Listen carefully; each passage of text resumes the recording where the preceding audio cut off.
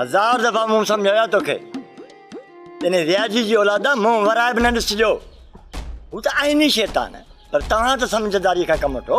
बाबा हाणे छॾ इन ॻाल्हि खे। हुते हुननि जहिड़ो कयो आहे, हिते वरी तुंहिंजो जहिड़ो पियो थो हले। अचे हाणे इन्हनि जी मतिलबु मां रहीमा टंगू भनी रवानो न कयमि न त मुंहिंजो नालो बि सवेरा नाही। इन में मासी रहीमा जो कहिड़ो ॾोह? उहा थोरी थी चवनि त छोरा वतन जहिड़ो कंदा। इहे दुश्मन मुंहिंजे भाउ जा इन भागी ॼणे आहिनि। इन जी माउ खे मलड़ी मिलंदी न तॾहिं वञी सुधरंदा।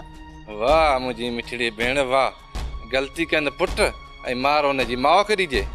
हाणे इहा रहीमा जे असांजो दर टपी न, असांजी माउ लॻे जो हिनखे ज़िंदा छॾियूं। भेण वरी बि सोचो, बाबे जी माइटाणी अथव। बाबे जी सिक लॻे त दर खां ॿाहिरि मिली हली वञे। मम्मड़ी रोज़ भगी बीठी आ। चाहे ॾियो मानी जा ॿ ड्रगड़ ॾियो, छा चाढ़ियो अथव? हाणे अचे त मिलाए था ॾियूं चांहि में कारो पत्थर, कयूंसि था पूरो।